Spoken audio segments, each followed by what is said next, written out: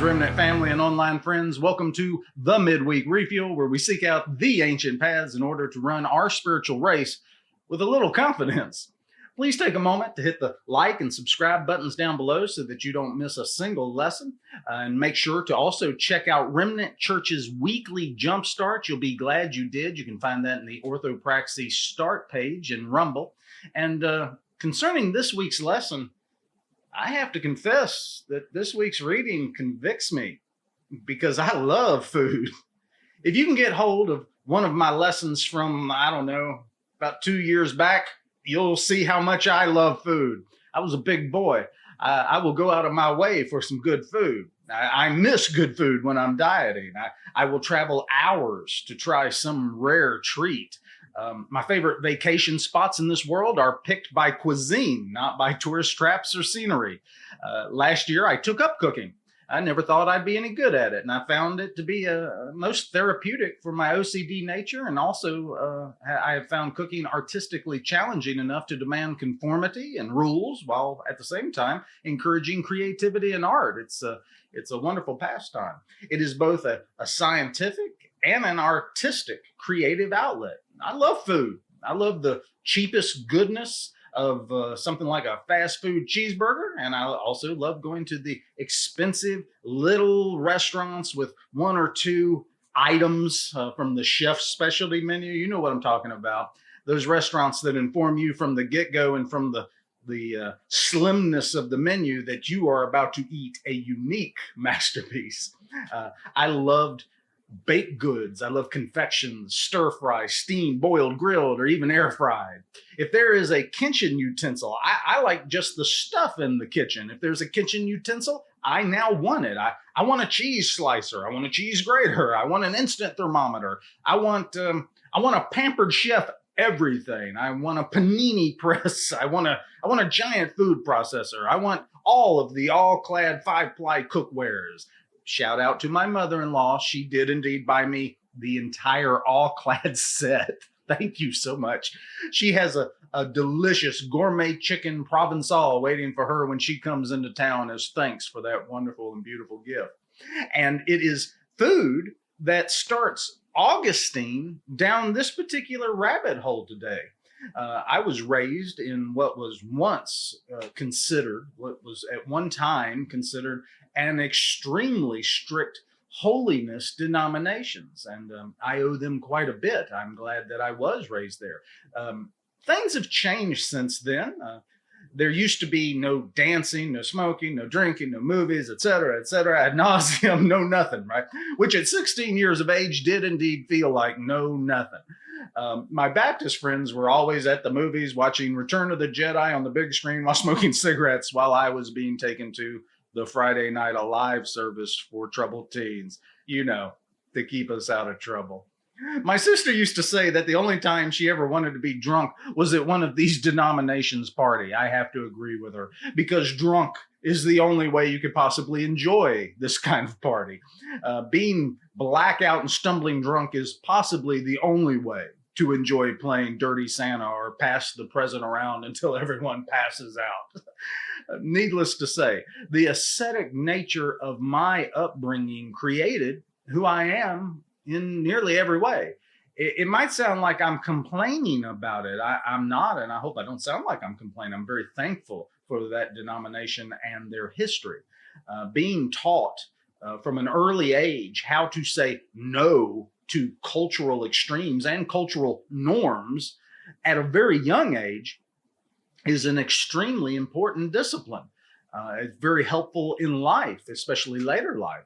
While every idiot out there is screaming, "I want my child socialized," the discerning and thoughtful parent says, whatever it stinking takes not to socialize them. Socializing may or may not be a good thing. If the community in which you are socializing your children is the equivalent of an asylum, which is modern American culture, then socializing is bad, very bad. If you don't think we are within a countrywide asylum, then please do yourself the favor of looking up mental health crisis on the internet. The child or teen may not understand it or why they are expected to say no to things that culture says is just fine. But as with most things learned in that period of life, later in life, they will appreciate your efforts in helping them strengthen their wills. The very thing they complain at you and gripe at you about will be the same thing that they bless your parental name over. When I was a kid, parents taught children that they absolutely should not do the things just because everyone else is doing them. Many of today's parents, as far as I can tell, don't even seem to know that that is an option that they can enforce and endorse. It gives the disciple, the Christ disciple, a third-person view of their surroundings when their parents have instilled this ability to say no in them. When you are first deprived of anything, really doesn't matter what it is, but when you are first deprived of a thing, of anything, you begin to suffer withdrawal. You begin to Jones for that thing in drug terminology. This is as true of heroin as it is of food. You can be addicted to solitaire just as surely as you can be addicted to gambling. Many of us are addicted to caricatures of ourselves that we have built into idols. To act outside of that image, to be different than that idol we've created unto ourselves, causes us anxiety, fear, or disorientation. Stepping beyond these self-imposed boundaries challenges our image of ourselves, but it also opens up possibilities for personal growth and transformation. The more you exercise your will, the more strength it will gather unto itself. The less you strengthen it, the more likely someone else will dictate your actions for you and your thoughts for you. You might be surprised how much they already do. There are people lining up to get a discount on your soul. I can't believe how many people just go along to get along with the government's notions of right and wrong, as though the government have some sort of monopoly on truth. They threw out the book of truth a long time ago. Their highest authority is themselves, God help us, in the land of the free and the home of the brave.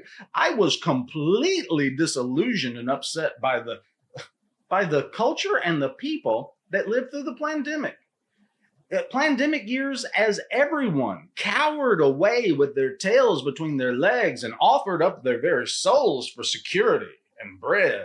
It was upsetting. Very few people actually understand the astonishing degree to which you have and are being programmed even now. And there are fewer still who could even venture a guess at how powerful and detailed a programming it is that you are receiving. Trust me, it's humbling. Even to get a glimpse of it is humbling and terrifying. Not only is it humbling, it is alerting. Even a slight glimpse into the power of the programmers and media moguls to affect all of culture should get everyone with a lick of sense to raise, to at least exercise their free will constantly. The entire culture has been subverted with little more than electronic convenience and nonstop sexual distractions. Without a Christ-empowered will, everything will knock you down. Stand for nothing, fall for anything. Go without media for 3 months. I ask you, 3 months. I used to ask people to give a year. I know that's a lot. Go without media for 3 months. Don't listen to the news. Don't watch TV. Don't rent a movie. Shoot, if you can go a year without doing it, do that, please. Get a dumb phone and unplug yourself from the simulation. Read intelligent, smart books that have survived the test of time. If you feel that little gnawing voice inside of you scared now and backing into a corner and telling you that's ridiculous, I don't have to have TV. I'm free of that. I don't have to do without it to prove that I can do without it. I'm not addicted. Yeah, well, that little voice is called addiction.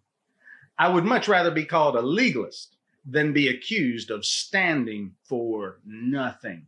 Sometimes rules are put into place simply for the exercise, not about right and wrong, simply for the exercise. How will you ever put the Coke spoon down if you can't even put the cheeseburger down. Fasting, while it may have many other benefits to life, gives us the opportunity to present to our bodies the feeling and structure of saying no to it.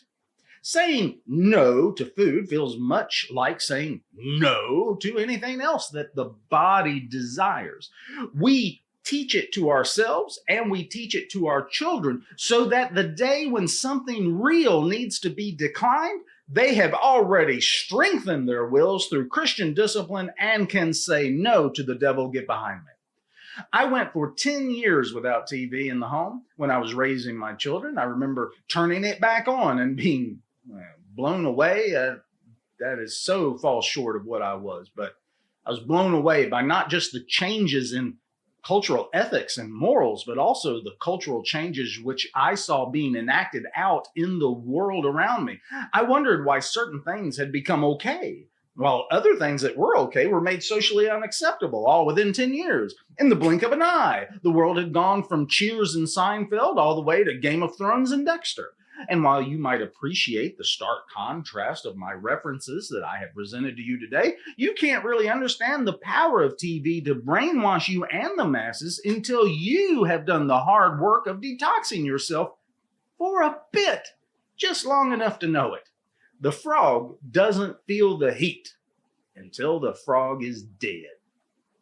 Augustine is concerned with addiction of every kind and overindulgence because he realizes what a horrendous weakness sin actually is. Sin is itself a prison. Yes, sinning is bad, but the state of being a sinner is horrible. It is a prison, but each and every sinful act puts you at risk from not just the sin cage that I've just described, but also from the mages of Egypt who know how to use sin so well over you. I am convinced that the cutting, the suicide, and the mental health crises that we are currently going through in America, probably around the world, are in many ways directly connected with childlike, infantile mentalities that were never, ever, ever forced by anybody that loved them to mature bemoaning how unfair the world is. Everyone gets an award, everyone gets 15 minutes of fame, everyone is special, and then we send them out into the world after doing this to them, and they figure out real quickly, don't they, that the world has no special place in its heart for them. They can't even say no to themselves, and we push them out there in the hopes that adulthood will just happen to them as though it's a function of age. In Jonathan Haidt's book, brilliant book, The Anxious Generation, I recommend it highly. If you'll act on it, I recommend it highly. The Ancient Generation, this book that he wrote, he finds a direct correlation between the smartphone and suicide. Speaking of the time frame when smartphones were put into the hands of most children, which I never understood, across the nation, he writes this, quote, "That is when girls' mental health began to collapse and when boys' mental health changed in a more diffuse set of ways," unquote. He also says, quote, "The arrival of the smartphone changed life for everyone after its introduction in 2007. Like radio and television before it, the smartphone swept the nation and the world," unquote. Prior to 2010, the suicide chart was fairly linear and fairly flat. After that particular point in history, after that time frame, boys' suicide rates jumped 91%, while for girls, it rose a devastating 167%. You heard right, 167% more suicides. I was sharing this information as I was studying it with someone, and they were devastated by the news. They said, "John, people need to know this stuff." I hate to confess this to you, my friend, but I just rolled my eyes at them. I have watched generation after generation know exactly how it was killing their children, and I watched them do nothing about it. Then during the COVID years, I watched them not just do nothing, but I watched them embrace madness and harm itself in order to fit in order not to be yelled at Walmart. They saw me roll my eyes And my friend asked, "You don't think it will do any good?" I said, "Nope, not a lick." I know I'm supposed to be the harbinger of faith and hope. I know that as a pastor and preacher, I should always strive to build and encourage people in myself and in others. And yet, over the last 50 years, I have watched us know exactly how we were destroying our children, but no one would do a thing or lift a finger to fix it, because to fix it requires you to be so out of line with secular norms that you will be weird. That, and you would have to say no to yourself while all others are saying yes to every hedonistic whim the internet throws at them. Or rather, you will be in the world and not of it. To fight this war requires that the soldier embrace the truth of the battlefield, and the truth is this: they are aliens and strangers here. You are aliens and strangers here if you are aligned with Jesus Christ. If they wanted this city, then they could have had it and returned to it. But they did not want this city, so they strove on towards a better city, a city not made by the hands of men. If I wanted to rule the world and had the means to make it happen, the money and the media centers in my pocket, I would make drugs legal. I would put a mixed drink in the hand of every person on TV. I would put free porn on the internet. Family TV would start to have a brass pole in every episode. I would legalize gambling, and I would do what I could to normalize prostitution. Oh, yeah. And then I would promise free stuff that I would never actually provide. And then I would sit back and let sin do its work for me. I would say that within a generation, I could completely and totally rewire the ethics and morals of a generation. I could undermine all morals. I could get everyone so occupied with nonsense that they never actually saw me steal their souls away from them. I could literally drive them insane with subjective sleight of hand tricks. And if that sounds ludicrous, then you really need to wake up, friend. It's already been done. Listen to Augustine paint the problem for us. He writes this, quote, "For hunger and thirst are pains of a sort. They burn and choke us to death like fever, or would do if the medicine of foods did not come to our aid. That this medicine is at hand to help us is in accordance with the consolation afforded us by your gifts, through which earth and sea and sky minister to our weakness. Hence, the daily ruin of our body is called pleasure." The daily ruin of our body is called pleasure. Think about that for a little while. It's important. Are all pleasures in life like this? And if so, does pleasure have any innate ability or sinister ability in and of itself to bring a person into the bondage of sin? Augustine believes that pleasure affects us in such a way as to cause us to become extremely adept at manipulating and deceiving ourselves so that we can indulge without regret.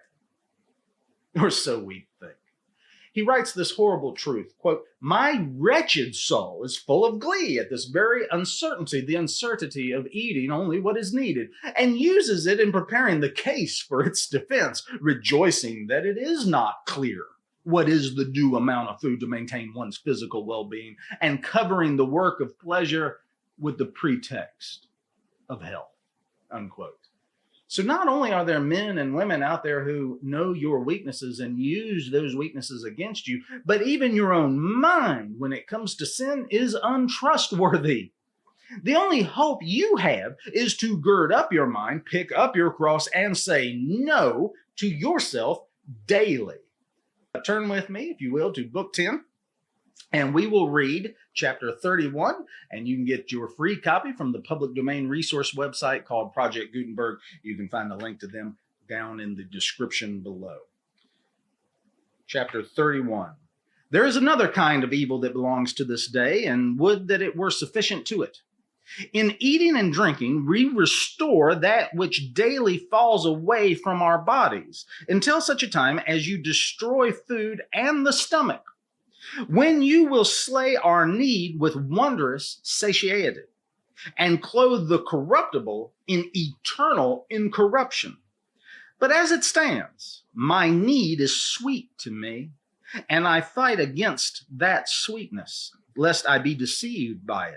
Daily I wage war against it, reducing my body time and again to slavery by fasting, driving the pains from it by pleasure.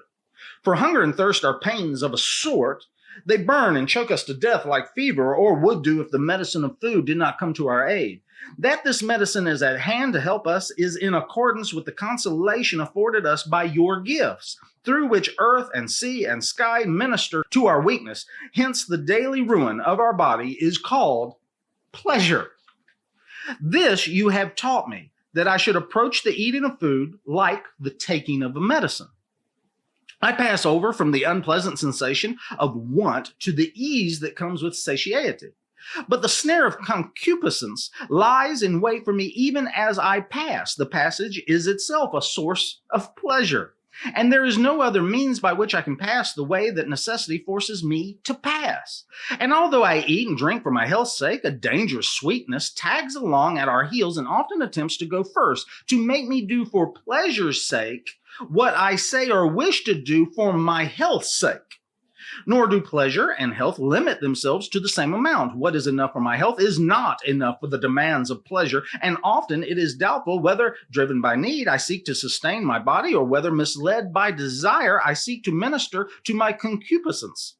My wretched soul is full of glee at this very uncertainty, and uses it in preparing the case for its defense, rejoicing that it is not clear what is the due amount of food to maintain one's physical well-being, and covering the work of pleasure with the pretext of health.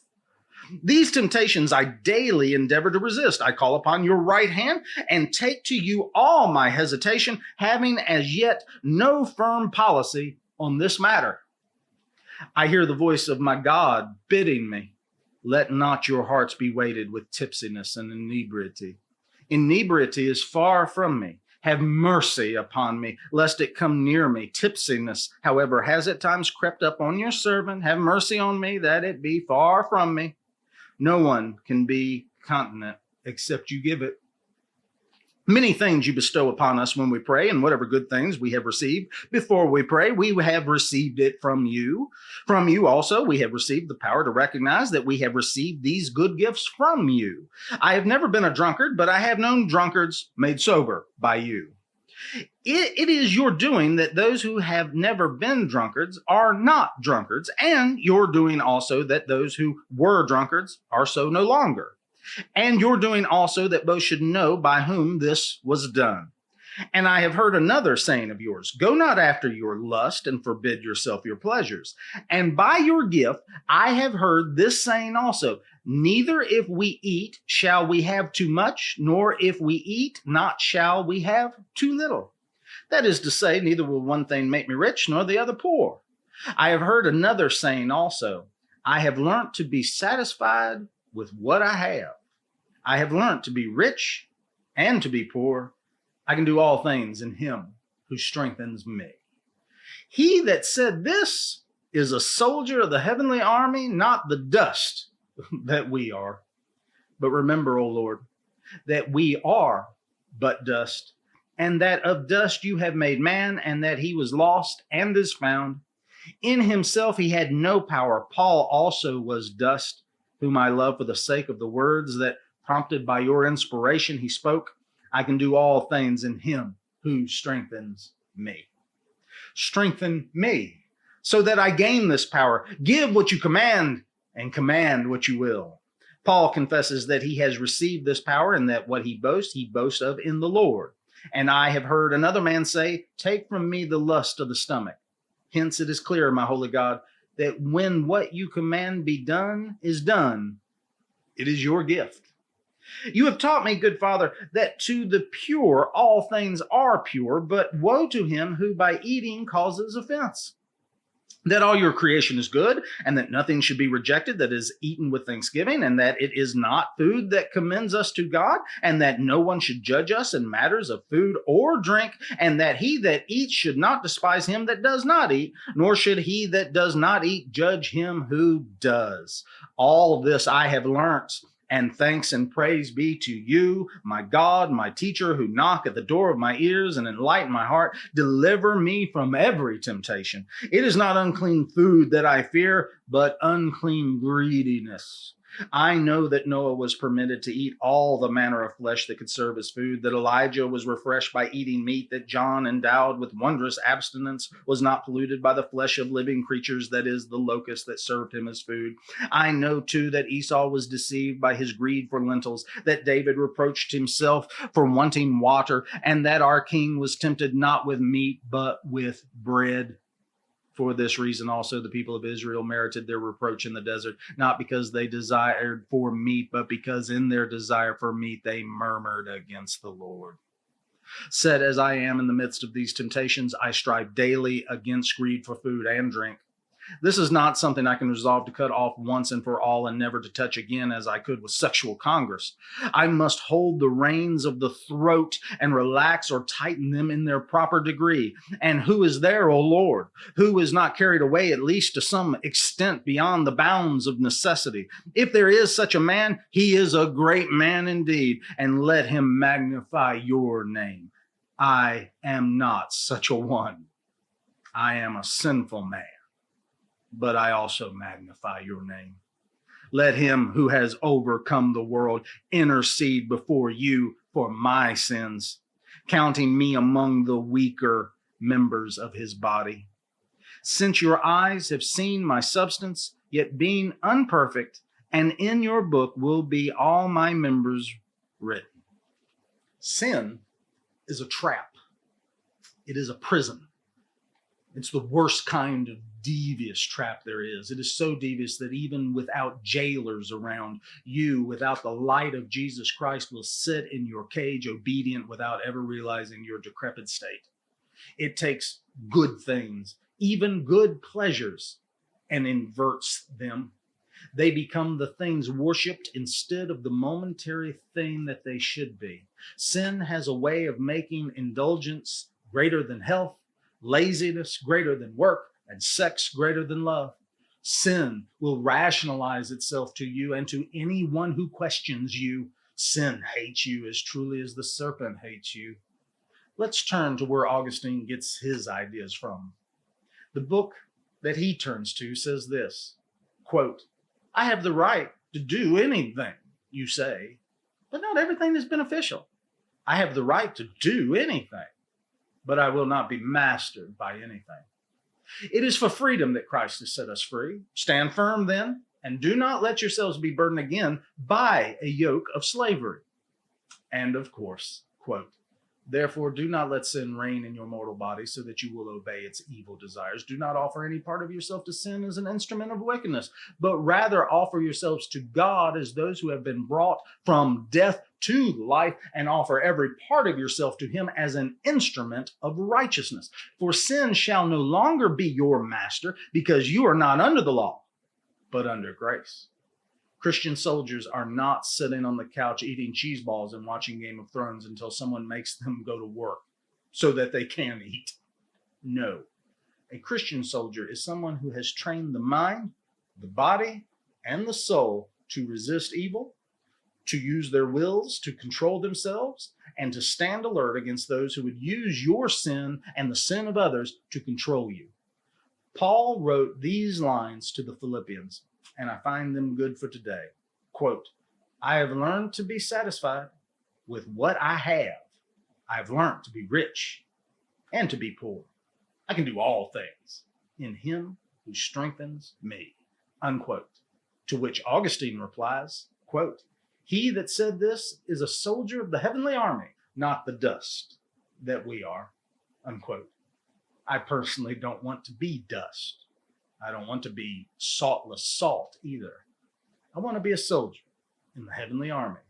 And because of that, I don't worry about right and wrong so much anymore. I worry mostly about captivity and bondage. It's not sin I fear. It is the wages of sin that concern me. I fear God, and that fear has broke forth in wisdom. And that wisdom declares this for all eternity to all of creation: Christ is King. Hail to the King.